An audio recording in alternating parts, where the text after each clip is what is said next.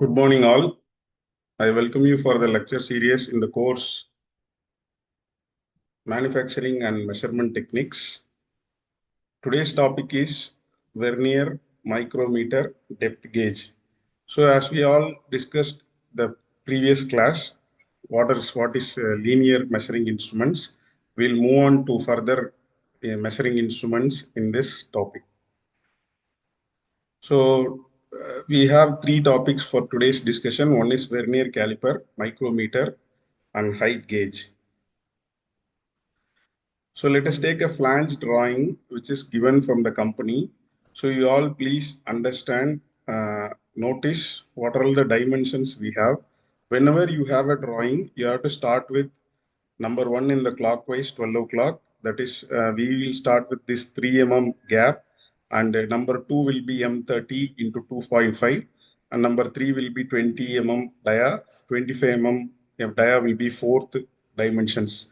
Likewise, we have to number the drawing first, then we have to measure with the measuring instruments. So one instrument, specific instrument cannot be used to measure all these dimensions at one attempt. So we have to use multiple measuring instruments and check the compatibility of the component with the drawing. So coming to the Vernier caliper, we are well versed about this measuring instrument.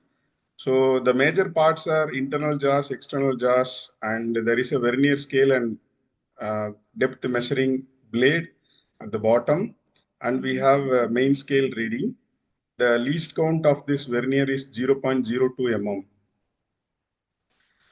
So the major components, it is used in various application fields, and the essential parts we have discussed in the previous slide. And the core function of the caliper is to measure the linear dimensions. So coming to the micrometer, so we have different parts in the micrometer. One is anvil, the other one is spindle. Anvil is a fixed part and the spindle will move when we turn this thimble through this ratchet. So there is a ratchet strap. You will find a small sound which tells the inspector about the reach of end point of this particular spindle. So this is a high precision instrument, offers high accuracy and precision than Vernier caliper.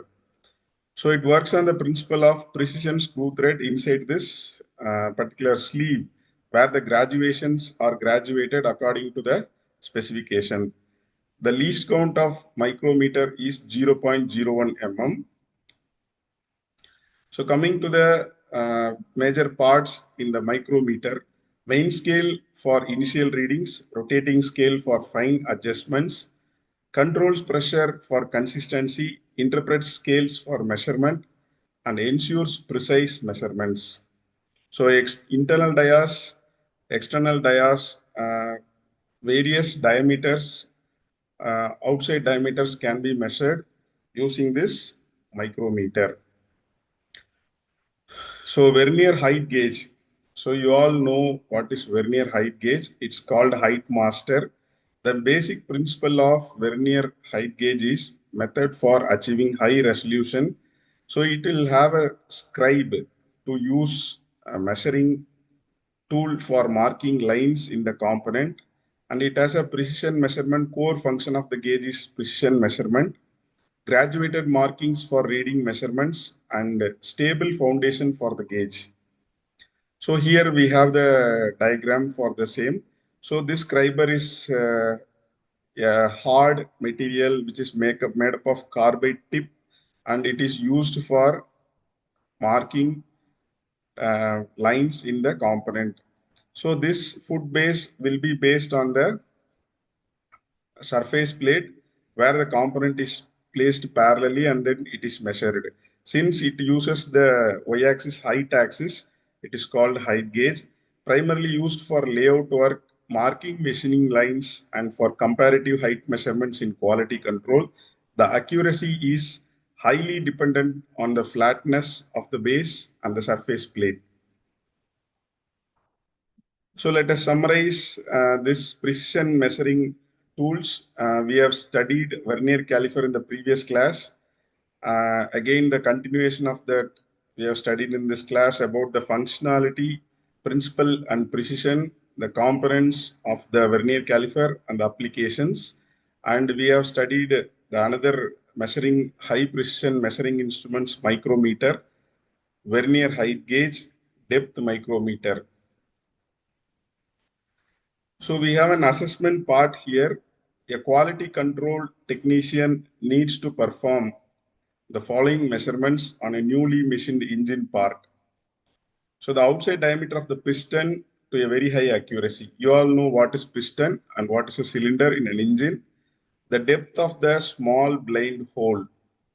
Marking a line for precise height from the reference surface on a granite plate. Which specific instrument should be used by the technician for each task 1, 2, and 3? Justify your choice for one of them.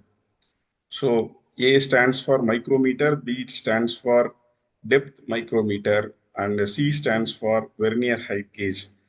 For measuring outside diameter, yes, we shall use micrometer, and the depth of the small blind hole, either we can go for vernier caliper backside blade, or we can go for depth micrometer.